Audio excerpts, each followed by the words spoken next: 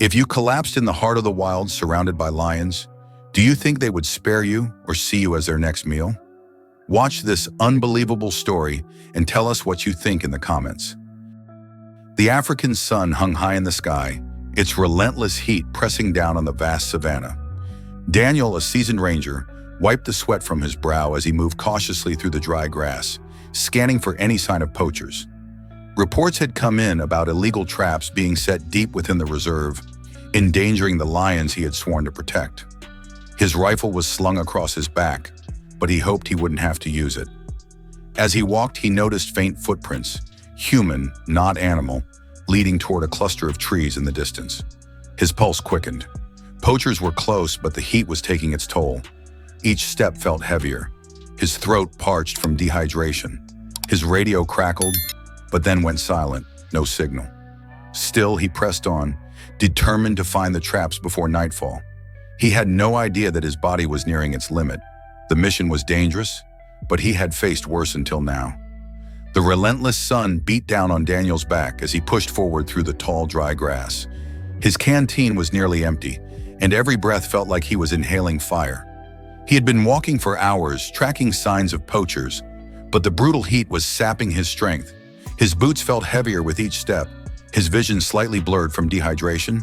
He wiped the sweat from his brow and glanced at his radio. It was silent, no signal.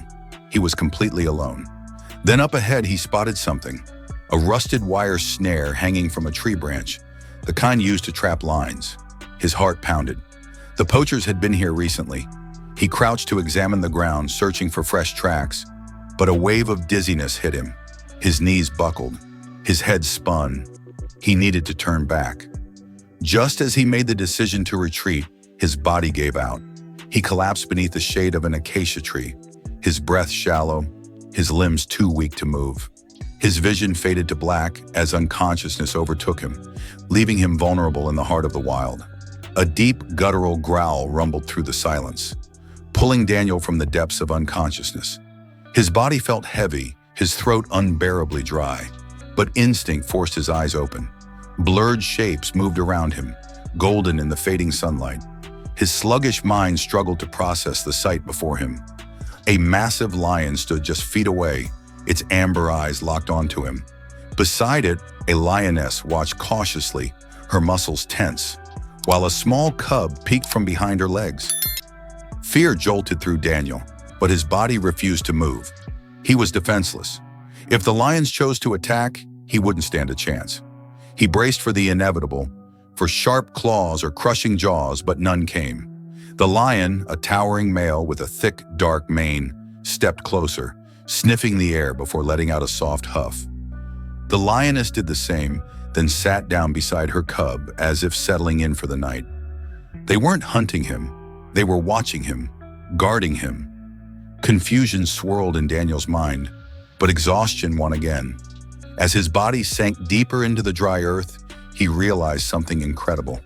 The lions weren't his enemies. They were his protectors. Daniel's mind drifted in and out of consciousness. From the haze of his exhaustion, a memory surfaced, one from years ago, deep in this very reserve. He had been younger then, newly stationed, when he heard the desperate cries of a trapped lion cub. Racing toward the sound, he found a tiny, terrified cub ensnared in a poacher's wire trap. The mother, a powerful lioness, paced nearby, her anguished roars filling the air. Daniel knew the risk, but he couldn't leave the cub to die. Slowly, carefully, he approached, keeping his rifle slung over his back, hands raised to show he meant no harm. The lioness growled but did not charge. Kneeling, Daniel worked quickly, his knife sawing through the brutal wire. The moment the cub was free, it stumbled back toward its mother, who nuzzled it protectively before turning her gaze to him. It was not a look of threat, but of understanding. That memory now burned in his mind as he lay weak beneath the acacia tree. Could be the massive lion standing over him, watching him now. Was it that same cub all grown up? A bond, long forgotten, had not been broken. Instead, it had come full circle. The afternoon sun cast long golden rays across the savanna, the air thick with heat and the awe of distant insects. Daniel remained motionless beneath the acacia tree, his body weak, yet his mind sharpened by the presence of the lions. The massive male, Kano, sat a few feet away, his golden eyes gleaming in the fading daylight. The lioness and her cub nestled close to him, their bodies relaxed, yet their ears flicked at every distant sound. They were standing guard. A pair of hyenas prowled at the edge of the clearing, their eerie giggles breaking the stones. Normally, Daniel would reach for his rifle, but he had no strength, no way to defend himself. He didn't have to. Kano lifted his head, let out a deep, resonant growl, and in an instant, the hyenas slunk away. It was then that Daniel understood. He was not just being observed, he was being protected. Whether it was instinct, recognition, or something deeper, these lions had chosen not to harm him, but to shield him. His fate was no longer in his own hands. He was at the mercy of the wild, yet safer than ever before. With that realization, exhaustion claimed him once more, and he drifted into an uneasy sleep. As the sun rose over the savannah, a growing sense of unease spread through the ranger station. Daniel was missing. He hadn't checked in, and every second that passed increased the danger he might be in. His fellow rangers, led by his closest friend Mark, quickly prepared for a search. They knew the risks: poachers, dehydration, or even a predator attack. Armed with rifles and tracking dogs, they followed his trail, scanning the dry grasslands for any sign of him. Hours passed, the brutal heat bearing down on them, when suddenly one of the rangers spotted something, a footprint, then another, leading toward an acacia tree. They rushed forward only to stop in shock.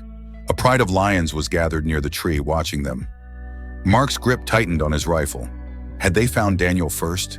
Was he even alive? But then, to his astonishment, the massive male lion, Kano, simply turned his head toward the tree, almost as if showing them the way. Mark's heart pounded as he knelt beside Daniel, his fingers pressing against his friend's neck. A pulse, weak but steady, relief surged through him. "He's alive!" he shouted to the team. The rangers moved quickly, preparing to lift Daniel onto a stretcher. But Mark couldn't ignore the weight of Kano's gaze. The massive lion stood just a few feet away, unmoving, watching. The rest of the pride lingered nearby, their golden eyes glowing in the morning light. Not a single lion showed aggression, only quiet observation. As the rangers carefully hoisted Daniel, Kano took a slow step forward, his deep, rumbling breath vibrating through the air. Mark froze. Was the lion going to stop them? But then something incredible happened. Kano let out a low, resonant huff, almost like a sigh, before stepping aside. The message was clear. Go.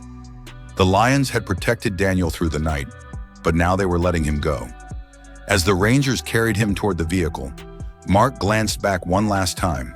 Kano stood tall, watching them leave, a silent guardian, a protector of an unspoken bond that would never be forgotten. Daniel stirred as there of an engine, and a murmur of voices pulled him from the fog of unconsciousness. His body ached, his throat dry as sand, but he was alive. He was safe. Blinking against the bright morning light, he saw Mark's relieved face hovering over him in the back of the rescue vehicle. "We thought we lost you," Mark said, his voice thick with emotion. Flashes of the night before came rushing back, the unbearable heat collapsing under the acacia tree, and then the lions. Daniel's breath hitched. "The lions, they didn't hurt me," he murmured, his voice barely audible. Mark exchanged a look with the other rangers. "They protected you." Daniel's mind swam with disbelief and gratitude. Whatever had happened out there, one thing was certain. He had survived, not despite the lions, but because of them. Weeks later, Daniel returned to patrol and found Kana watching him from distance. The massive lion stood on a rocky outcrop, his golden mane catching the wind. Their eyes met. Not as enemies, not as strangers, but as two beings who shared an unspoken bond. Daniel's journey into the wild began as a mission to protect, but in the end, it was the lions who protected him. In that moment, fear turned to trust, and a bond was formed, one that would never be forgotten. Nature has a way of surprising us, reminding us of the deep connections that exist between humans and animals. If you enjoyed this incredible story, don't forget to like, share, and subscribe for more powerful tales of survival, compassion, and the beauty of the wild. Stay tuned for more unforgettable adventures.